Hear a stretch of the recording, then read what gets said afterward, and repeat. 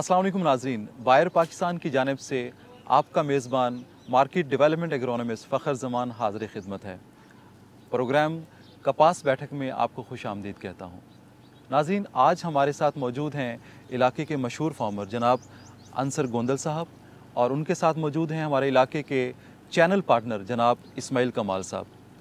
मैं इनका बहुत शुक्रिया अदा करता हूँ कि आज इन्होंने कपास बैठक में हमें अपना कीमती वक्त दिया। आज हम किसान भाइयों के मामलात को लेकर डिस्कशन करेंगे और कपास के मुतल्लिक बात करेंगे, जिससे हमारे किसान भाइयों को कपास के मुतल्लिक बुनियादी मालूमात मिलेंगी। बहुत शुक्रिया सर, आप प्रोग्राम के अंदर आए। बहुत बहुत शुक्रिया फ़खर साहब कि आपने हमें कपास बैठक में बुलाया। अच्छा फ़खर साहब, आप ये बताएं कि कपास की हमारे मुल्क में मौजूदा सूरत हाल पर थोड़ी सी रोशनी डाल दें। देखिए, कपास का ज़ेर काश रकबा तकरीबन 58 लाख एकड़ है और हमारा पैदावारी हदफ इस दफ़ा तकरीबन 1 करोड़ 50 लाख गांठे हैं। अगर हम पिछले साल को देखें तो हमारी कुल पैदावार 83 लाख गांठे रहीं, जबकि हमारी मुल्की ज़रूरियात तकरीबन 1 करोड़ 40 लाख गांठे हैं। हमारी मुल्की ज़रूरत और हमारी पैदावार में एक बहुत बड़ा फ़र्क आ चुका है, जिसकी वजह से बहुत से मसाइल पैदा हो रहे हैं। फ़खर भाई, कपास की हमारे मुल्क में क्या अहमियत है, इसके बारे में भी थोड़ा सा हमें गाइड कर दें। जी अंसर भाई, आपने बहुत अच्छा सवाल किया। मैं आपको बताता चलूं कि कपास की हमारे मुल्क के लिए बहुत ज़्यादा अहमियत है।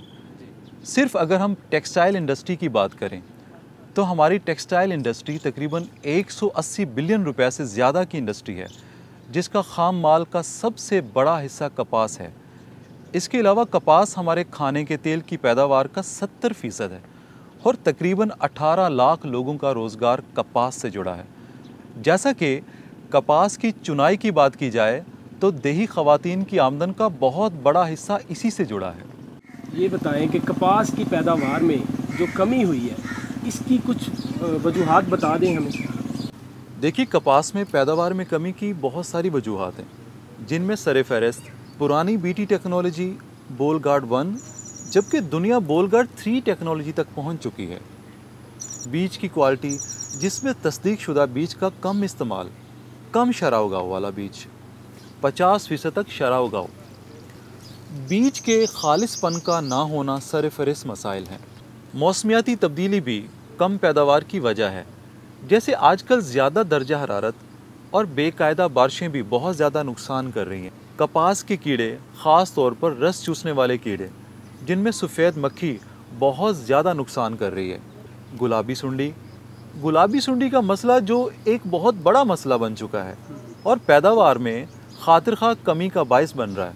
कपास की बीमारियां, जो कि आजकल बहुत ज़्यादा नज़र आ रही हैं और पैदावार का बड़ा हिस्सा नुकसान में जाता है।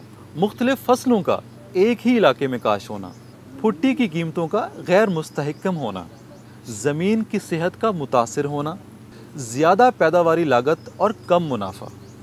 सबसे पहले तो मैं आपका बेहद मशकूर हूँ कि आपने मुझे यहाँ दावत दी। अच्छा फ़खर भाई, हमारे किसान भाइयों के लिए एक सवाल है कि मौजूदा साल के लिए कपास की काश्त को किस तरह से देखते हैं आप? जी इस्माइल भाई, बहुत अच्छा सवाल है आपका। मैं आपको ये बताता चलूँ कि अगर इस साल की बात की जाए तो इस साल कुछ मुस्बत इशारे हैं कपास की काश्त के लिए, जिस वजह से कपास का ज़ेरे काश रकबा बढ़ेगा। जैसे कि कपास की ज़रूरत में मुसलसल इजाफ़ा हो रहा है और पैदावार कम है, इस वजह से किसान जो कपास लगाएंगे उन्हें ज़्यादा मुनाफा मिलेगा क्योंकि रेट अच्छा रहेगा। कपास की काश्त और पैदावार बढ़ाने के लिए हुकूमती सतह पर बहुत काम हो रहा है और हुकूमत काफ़ी सब्सिडी भी दे रही है। बीज की अगर बात की जाए तो इस दफ़ा कपास के नए बीज भी मुतारफ़ करवाए गए हैं, जो कि मुस्बत बात है और किसान दोबारा कपास की तरफ तवज्जो दे रहे हैं। अब कपास की काश्तकारी के अमूर पर थोड़ी सी रोशनी डाल दें। अच्छा देखिए, कपास की काश्त के लिए ज़मीन गहरी तैयार करनी चाहिए और पटरियों पर काश्त बेहतर रहती है। अगर वक्त काश्त की बात की जाए तो महकमा की सिफारिशात के मुताबिक 1 अप्रैल से 31 मई तक कपास की काश्त मुकम्मल कर लेनी चाहिए और अच्छी पैदावार के लिए बीज को जहर लगाना बेहद ज़रूरी है।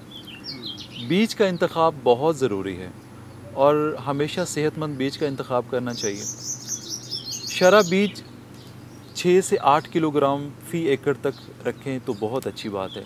कपास के काश्तकारी अमूर में से सबसे अहम फ़ी एकड़ पौधों की तादाद जो वैरायटी को मद्देनज़र रखते हुए तकरीबन 20 से 25 हज़ार रखी जानी चाहिए। ये बहुत ज़रूरी है, जिसकी वजह पैदावार में यकीनी इजाफा मुमकिन है। और दूसरी सूरत हाल में हाथ से बजरिया चौपा काश की जा सकती है।